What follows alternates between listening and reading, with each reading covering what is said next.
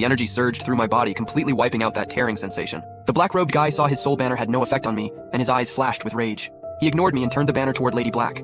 "I'll take you down first, snake demon!" Dark energy poured out from the banner, forming into ghosts that lunged at Lady Black with claws out. Lady Black snorted coldly, formed hand seals, and a massive black serpent shadow appeared behind her, opening its jaws wide and swallowing all those ghosts. But her face turned pale. Clearly this demon art was draining her. While they fought, I locked eyes on the last necromancer who was cowering in the back. The necromancer saw me coming, screamed, and bolted. "Run!" Too late! I pushed off, and my speed was way faster than before. I caught up to him in a blink. I didn't use corpse energy. Instead, I gathered all my strength into one punch and slammed it into his back. Crack! Bones shattered. The necromancer collapsed like a sack of wet noodles, completely silent. I took down both necromancers in less than 15 minutes. Sure, I had the element of surprise, but it proved one thing. After absorbing that corpse pill's power, my strength had jumped to a whole new level. The black-robed guy watched both his men fall, shocked and furious. He knew he wasn't getting out of this one. He faked an attack to push Lady Black back and tried to run. "Think you're leaving?"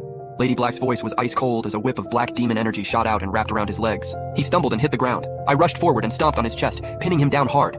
"Who sent you?" I looked down at him. "He spat!" The robed guy coughed up black blood. "Disciples of Yinshan sect don't break. Kill me if you dare!" Still talking tough. I smirked. I pulled out that soul banner from his robe. It still had his blood essence on it. I copied what he did earlier. I pushed my own energy into it. The robed guy suddenly screamed. He started convulsing on the ground. The spiritual mark he left in the soul banner was being violently erased by my energy. I'll talk. He finally broke under the soul torture, voice cracking. "It's Yin Wuya, the young master of Yinshan sect. He's at the ghost market too, looking for the second half of the Mystic Slayer manual. Word is that kid surnamed Lee has it. The Mystic Slayer manual?" I frowned. What the hell is that? All I got on me is stuff my old man left behind. No manual. Where's Yin Wuya? I don't know. I just follow orders. The robed guy's voice got weaker. I stopped asking questions and pressed down with my foot, ending him. Killing ain't pleasant, but in this dog-eat-dog world, mercy to your enemy is cruelty to yourself. I searched his body and found dozens of spirit coins and a token. The token was forged from black iron with the character Yin carved on it. "That's a Yinshan sect identity token." Black Lady walked over and said, "Looks like they brought a lot of people to the ghost market this time. I've heard of that Yin Wuya guy. He's a once-in-a-century genius from Yinshan sect. Already reached the soul suppression realm at a young age. Dude's ruthless as hell. Soul suppression realm. With my current strength, I'm not even fit to tie his shoes.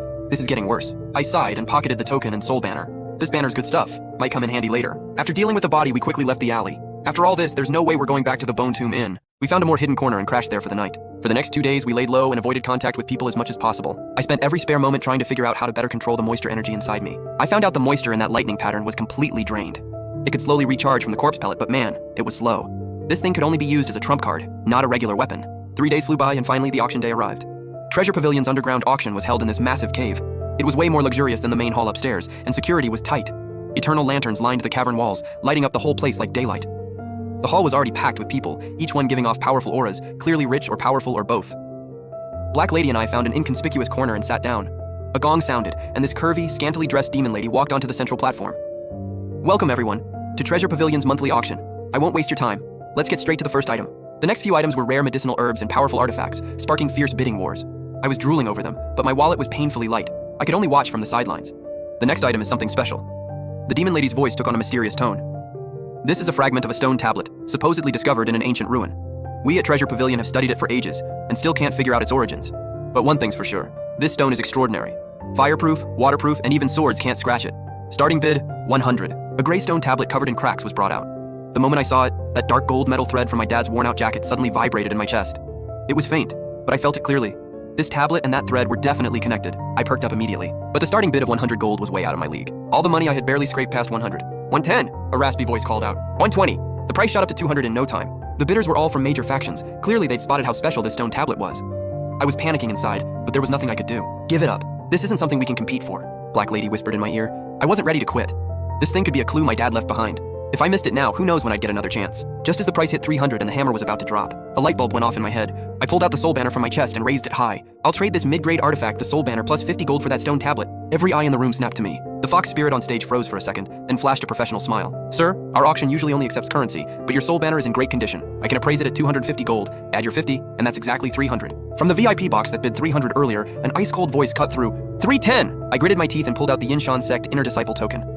I'm sure someone here would be very interested in this. The moment I said that, the whole room erupted. Publicly auctioning an enemy sect's identity token? That was a straight-up provocation. "Kid, you got a death wish!" A chilling voice echoed from one of the second-floor VIP boxes. A crushing wave of pressure slammed down on me. "It's Yin Wuya." Under this overwhelming pressure, I felt like a tiny boat in a storm, about to be torn apart any second. Black Lady's face changed. She immediately stepped in front of me and took most of the hit. Young Master Yin, this is Treasure Pavilion's territory. The enchantress on stage spoke calmly.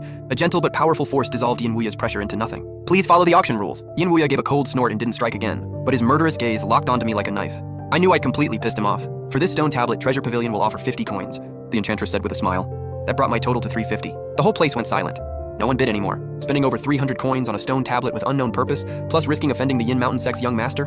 No one wanted to be that sucker. 350 once. 350 twice. Sold. I let out a long breath. My back was soaked with sweat. The deal was done quickly. I'd used almost everything I had to get this plain-looking stone tablet, and the price was becoming a thorn in the young master's side. Holding the tablet, I couldn't wait to place that metal wire on it. The moment they touched, the cracks on the tablet and the patterns on the wire fit together perfectly. A soft glow lit up from the tablet.